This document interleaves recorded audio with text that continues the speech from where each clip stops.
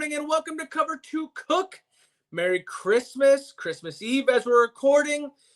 We are on episode 55. We're going to be recapping the NFL Sunday with all the games that happened on Sunday and Monday Night Football.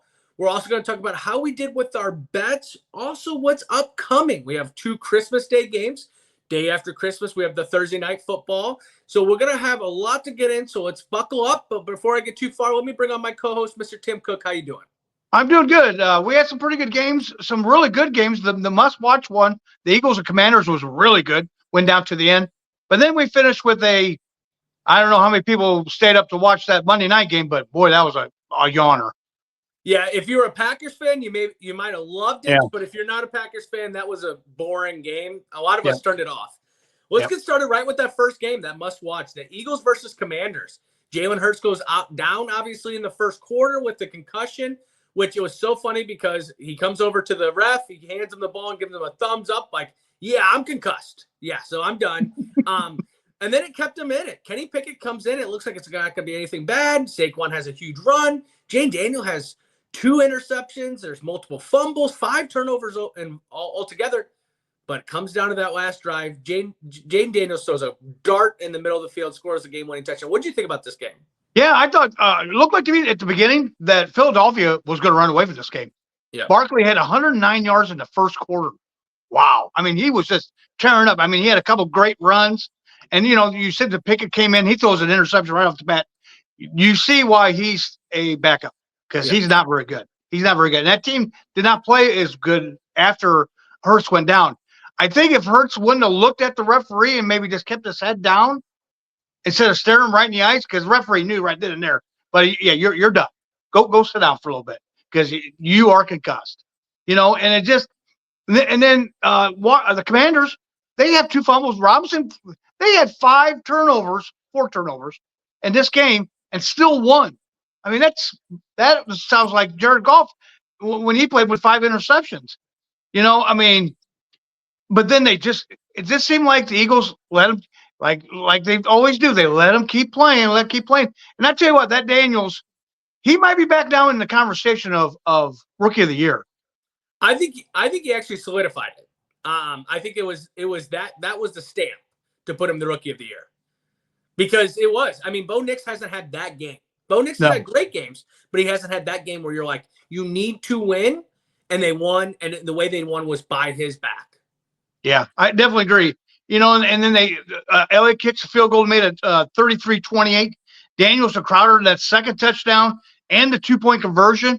It was just, I mean, the way they were just playing, they just kept playing and just, I mean, if they would have played another quarter, I don't know if they would have won, but they just seemed like they were just, and like I said, they had 5 turnovers and still won the game. That shows you right there. That team is well coached and it can come back, and they're going to be a hard out, I think, in the playoffs. Well, and I will say this. I don't know about that, but I will say this. I think if they played another quarter, they would have won easily because they had the momentum. They had the momentum going with them. The crowd was back involved. And in Kenny Pickett, he's just not and you as a backup always expect that you may play, but you never expect to actually be thrown into it. Right. And so you prepare, but you don't, and all that stuff. But when he got in there, it throws a touchdown pass. You're like, okay, here you go. And then it felt like the Saquon show just ended because he has all those 100 yards in the beginning and then slows down. Yep. Now there's talks of possibly the Eagles. Now that there's a likely chance you're not getting home field advantage with this loss.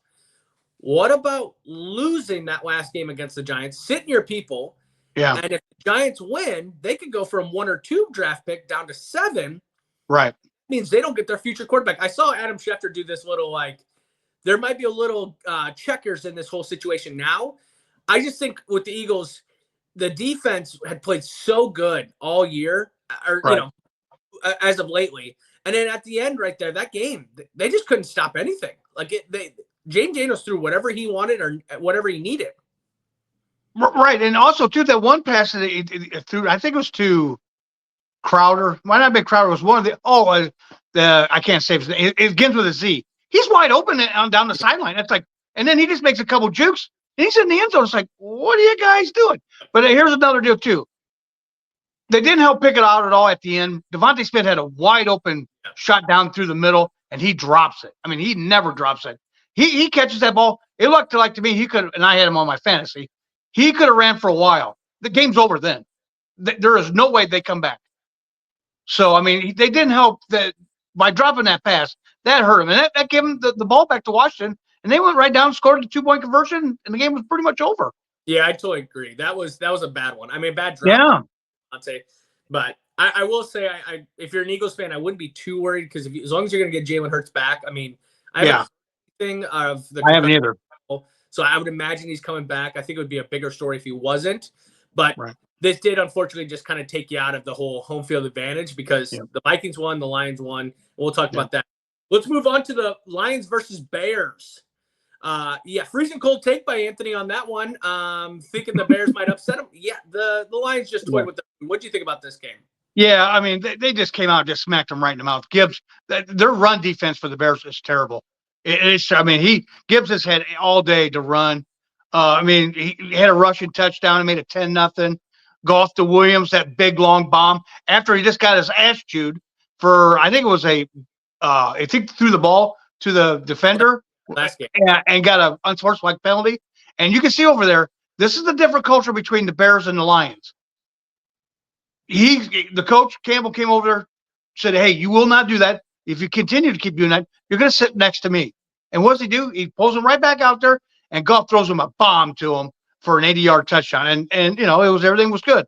I do like, and we'll make that play, the fake fumble. Yeah.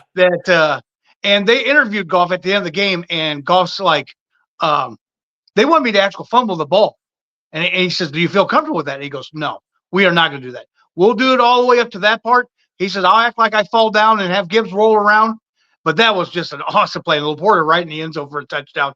It's just like, it seemed like the OC, when I can't think of his name. Yes. I think he threw out the whole playbook and said, "Hey, here you go, Chicago. You want me? You're going to pay for it. Here's what I can do for you. This is what I can do for Caleb Williams if you hire me."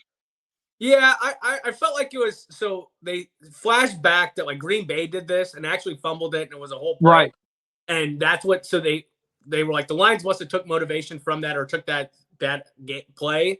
The Bears just need to get off national television. I mean, they're going to be up on Thursday night. Like, it's just bad right now. And it's a bad culture. Caleb Williams with his offense situation, it's not good. The defense, I thought, was going to be their focal point this year. I mean, the way the Lions just kind of did whatever they wanted to do. And I mean, that James Williams, I think that took the crowd out of it. It was just, don't get me wrong. The crowd, unfortunately, was already kind of out of it, but like that was a bomb. And it's one of these things where just don't get them behind you. It was a Tyreek Hill thing. Don't let them get behind you. And he got, like, you're not catching them. I thought the Bears would get more of a fight in this game. It was in Soldier Field. It was one of these games where you played them down to the end in Detroit. And you can see that the culture's changed. It's one of these things where it's on to the next year. And I don't blame Pace. I don't blame the interim coach. I don't blame any of this. You went into this year thinking you had more than what you had, what you knew you didn't have. It's bad. It's a bad organization. And now there's players that have done playing in the NFL talking about the Bears and just saying that, like, it was one of these things where in practice you dropped the ball and nobody cared. It's bad. So, yeah, I also want to say that the Lions, the way they looked good against bad team. Well, they did what they had to do to win. I mean, they did finally get commit going, which was kind of good. That's where I think their strength's got to be. They got to get Cole Kmet back involved with this, and maybe get maybe in the offseason going out and get a running back or something in the offseason. But yeah, this wasn't. I mean, like I said, and also too is people. I mean, we also said something about Caleb Williams regressing. Is that defense kind of regressed too as well without having Eberflus there? I think they may have regressed as well. He may not have could have been a good coach as far as clock management, but that defense was always playing good ball. Oh, totally agree. And I will say this. If the Bears go out and get anyone but offensive line, they're idiots. Don't go running back. Don't get a deep threat. Don't do stupid shit like that. I understand Caleb Williams is your vocal point, but let's keep him healthy by not getting sacked 58 times a year. Yeah, so I agree. Well, that moves to the other better NFC North team, no favoritism right there. The Vikings versus the Seahawks. What a heavyweight match. Geno Smith, I give him total respect to playing this game. You could tell that he was obviously facing some type of injury, but Justin Jefferson, that game come down to the end right there on that final drive with 3 minutes to go or whatever. Sam Darnold throws it up. Supposedly there was a hot mic on there, and Sam Darnold said during the throw, Justin's got to be down there somewhere, and just threw it. Right. Catch was a full spin. He goes into the end zone. This was a game that you could tell both teams wanted to win. They had to win. They felt like the Vikings in this situation look good against a good team. Seahawks are not a bad team. Stop that. No. They've not played as well as they should have in the past 2 weeks, but they're a good team. And you see the Lions beating up on the Bears, and they're like, oh, there's the Lions. And then we're going to talk about the Packers on Monday night. Oh, there's the Packers. Let's give some respect to the Vikings, okay? Yeah. I think the way Sam Darnold's played this year has been absolutely outstanding for who he's been.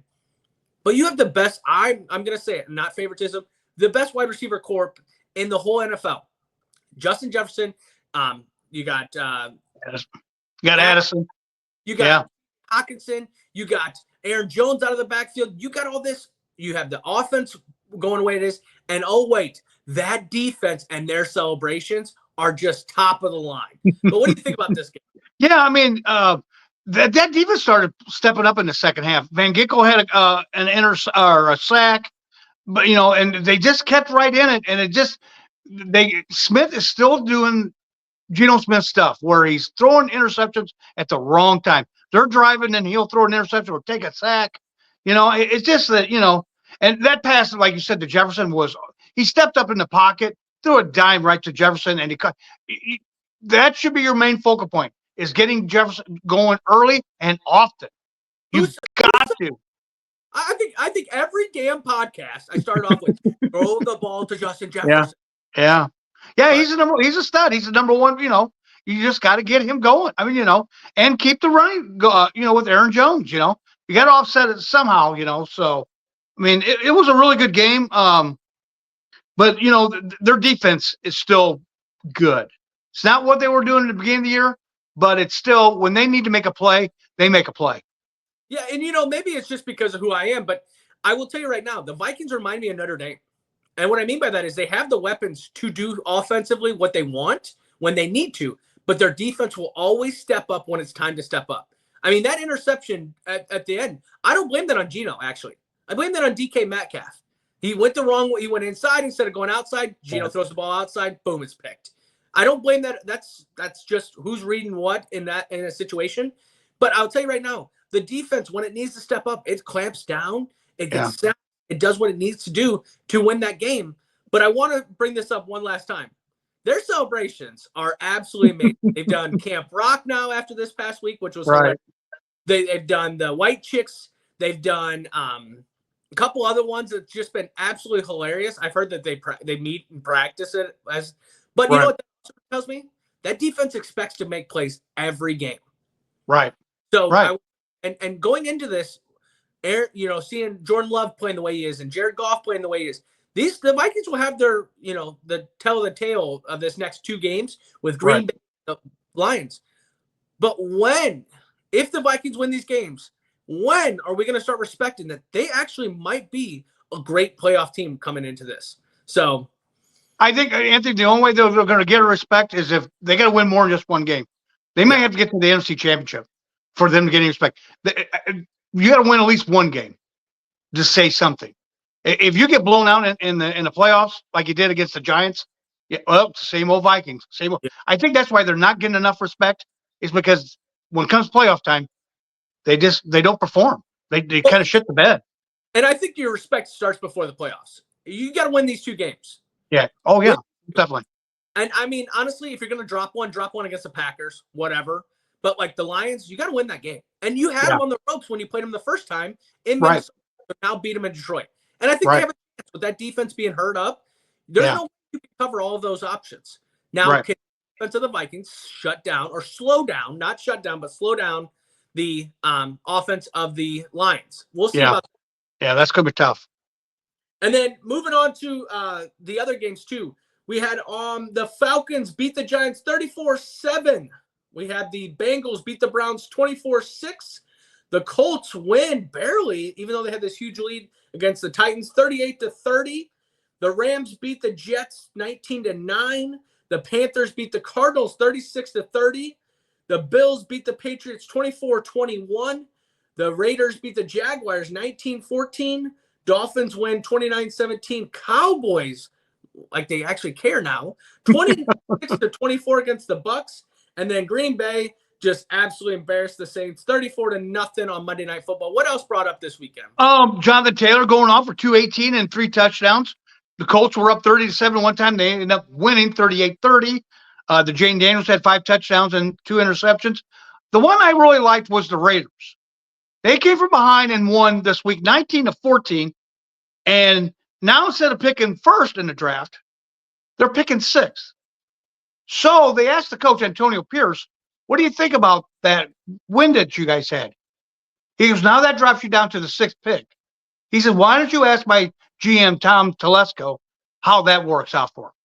So I think there's a little bit of rip between the GM and the coach, which I think the coach is gone. I think Antonio Pierce is gone. So I think he knows the writing on the wall. So I think he's gone, and I think Tom Telesco, the GM, wants him to tank. Well, so it does make sense. Why are we winning? Those are games you need to win right now.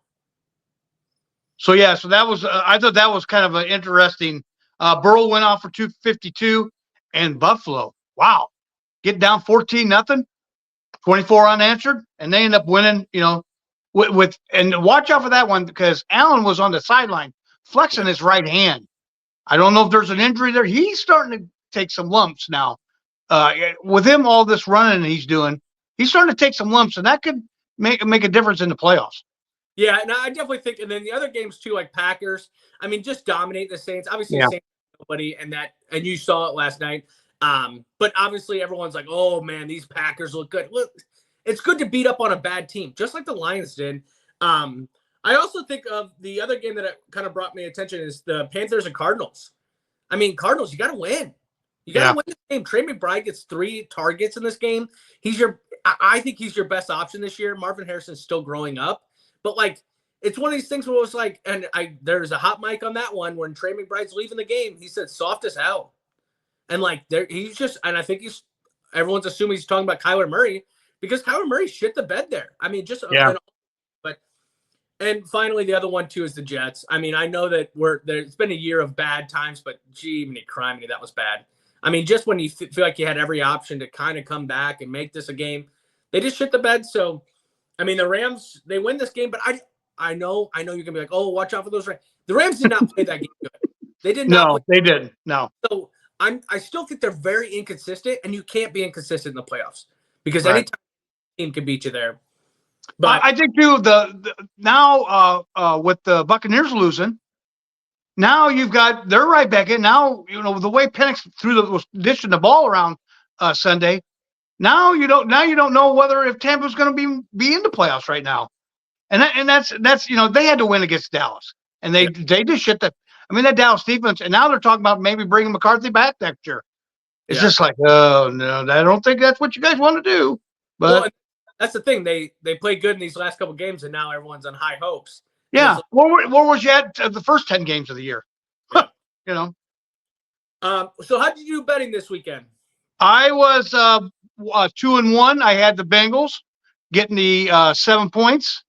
They won. The Dolphins getting the 2 at home. They won. But then I took the Buccaneers against the Cowboys, giving the 4, and they ended up losing altogether. So I went 2-1. Yeah, I ended up 1-2. The Colts, I took the -3.5. That looked like the easiest bet. And then the Colts decided to stop playing, and it came down to 8. I think they won by 8, but it was like one of these games where they were up like 38-7 or 31-7 or something like that, and then let them back in it. The other one was Jags money line. I thought that the Raiders would be trying to lose, and also the Jags. Mac Jones, yep, there's 100% reason why you are a backup quarterback. And then obviously I took the Bucks as well. Didn't think the Cowboys would be in it to win it anymore, and with it being a home game. That moves us to what's upcoming. So remember, we'll be dropping this on Christmas Day. We're recording on Christmas Eve. We got 2 games on Netflix. Hopefully we don't have the same situation we did with the Paul and Tyson fight. But we got Chiefs versus Steelers and Ravens versus Texans. Let's start with the Chiefs versus Steelers. What do you think about this game? Yeah, Steelers are struggling right now. They've lost 2 in a row. I did see where it looks like Pickens is going to play tomorrow, which is a good thing because Russell needs him. They're just and the Steelers need to win because here comes Baltimore. So if they can't, because Baltimore, is right on their tail. Steelers defense needs to get back in their ways if they want to have a chance to win. Chiefs, they just keep winning, and it hasn't been pretty. I think the key to the Chiefs is that defense. I did see Chris Jones is questionable now with an ankle injury. So if they can wreak havoc on Wilson, this could be a long game. I'm actually going to bet on this one and take the Chiefs and the 3 points. I think the Chiefs win by 7 because Mahomes is going to have a monster game on Christmas Day. I think he's going to ball out. Yeah, I think this is – so now it's down to 2.5. But Is it down to 2.5? I had it at 2.5, and then I seen on ESPN Bet, or I Googled it, and it was back to 3. And that might be one where you kind of wait to see how it goes as the day goes right. on. I think 3's safe as well, too. I do, too. I think I was worried to see what Patrick Mahomes is going to be, how he's going to be going forward. Right. Second, I'm sorry about that.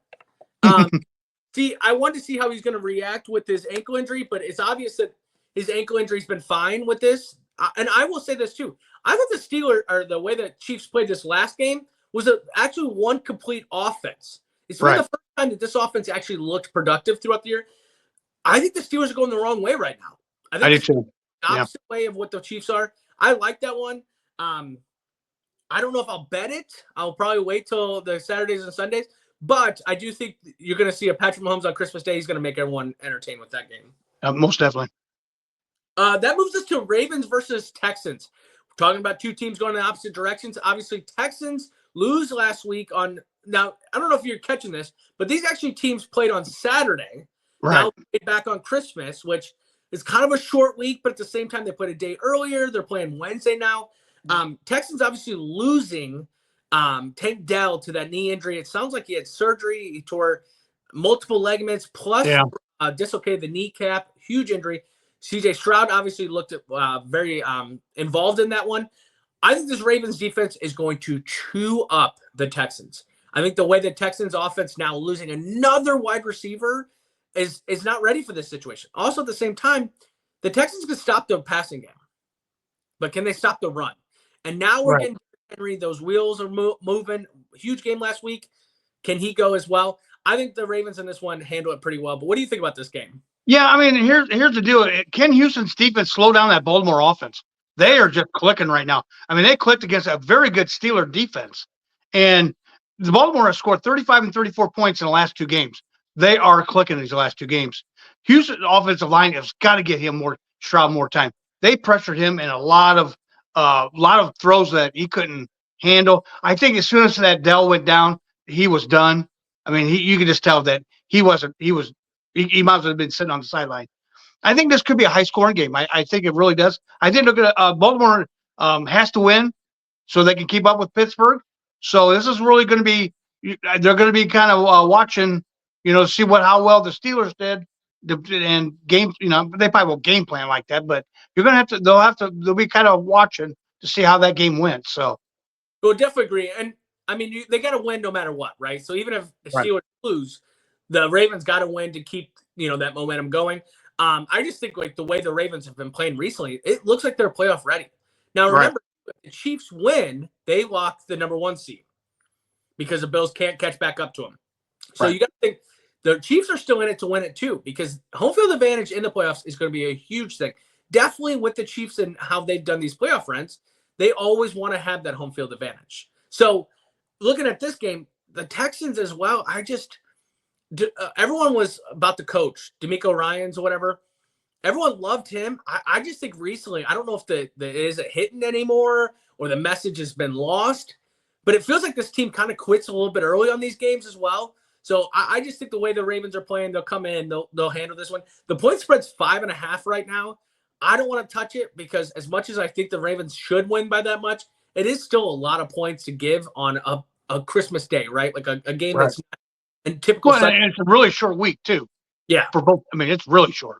And they're going on the road, so it's one of these things where I wouldn't touch it. If it was an average Sunday and it was 5.5, I'm hammering that, but not this one.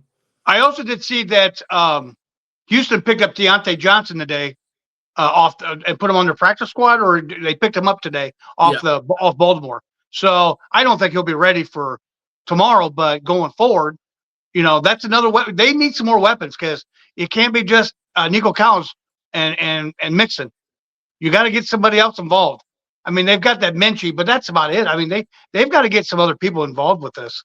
Yeah, and a lot of people actually talk about how they don't like that they can do this because Deontay Johnson gets the playbook for the Ravens and then comes over. He's not going to have the same knowledge that if a quarterback came over. Also, at the same time, too, but like I know a lot of people are like, why allow that midseason or end of the season like that? There's a couple other players that you may see get picked up on waivers as well because of we're about that playoff time that they can help go. I don't think I think Deontay Johnson's biggest regret is leaving Pittsburgh.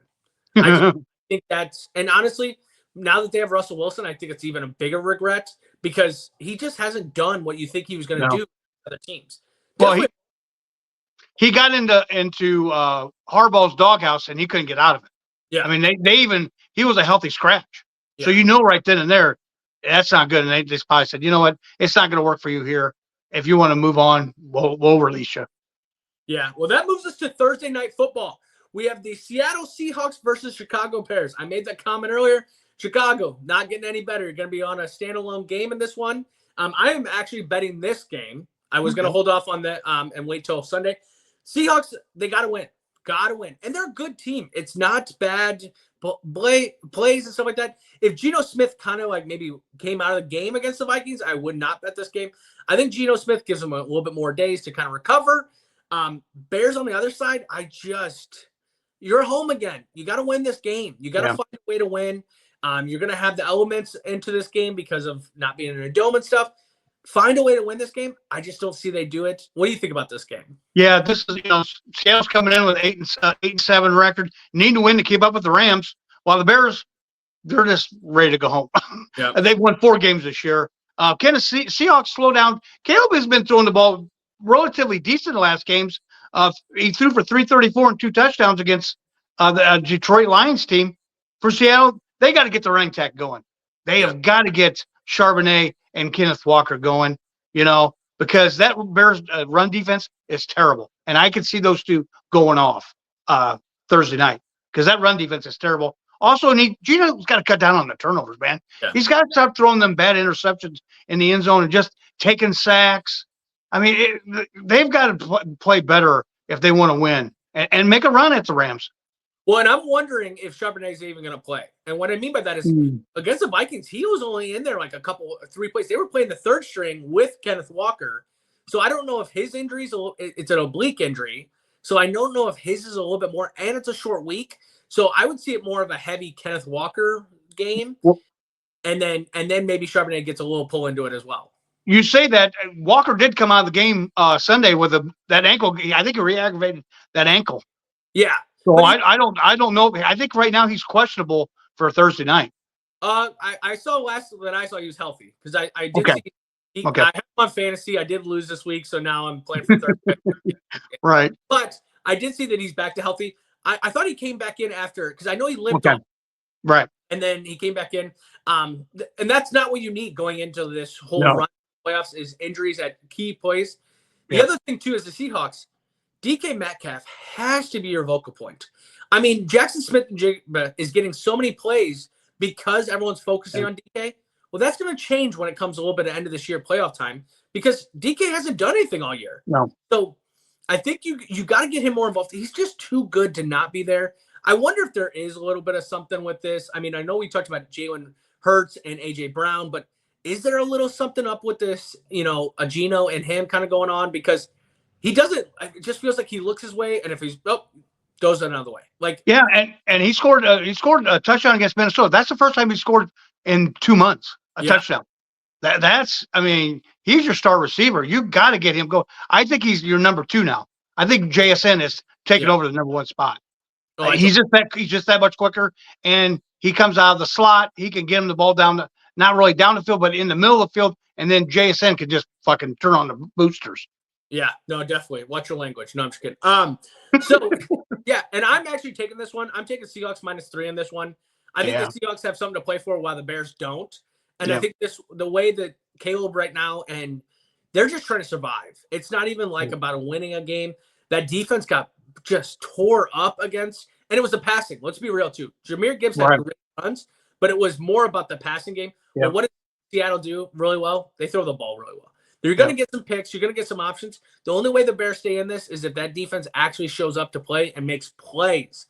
They can't stop. They got to make plays. They got to have some interceptions, some turnovers. And I just don't see that happen. I think the Seahawks in that one. Well, so on Saturday, we will have 3 NFL games. I know there's no college football, so you're wondering if we're going to have a thing on Saturday. Yes, we will have 3 NFL games. They're all on NFL Network, which was kind of funny because last week they were on the big channels. Now they're on NFL Network. So we will have 3 games to talk about. We'll recap all these 3 games as well that just happened over Christmas and Thursday night. On Saturday, we'll also talk about what's kind of like a little bit of upcoming on NFL. We'll talk about if we bet on Saturday games. On Sunday, when we come back, NFL, right? All NFL, recapping that. But we have to finish on Sunday with the college football playoffs because they start back up on Tuesday. So if you are a college football listener, you will want to listen on Sunday as we'll finish it talking about, I believe it's Penn State and Boise State. So they'll be the first game on the 31st. And then if you want to know what's happening, we'll be back the following week as well. So, but I wanted to keep that in there in case you're kind of wanting to see where we're listening. We do appreciate all the fans, everyone that's liking this, sharing it, commenting. I hope everyone has a Merry Christmas. Stay safe. I know family time brings up a little bit. Okay. Just everyone be safe, but everyone have a great Christmas. Enjoy the football and don't eat too much.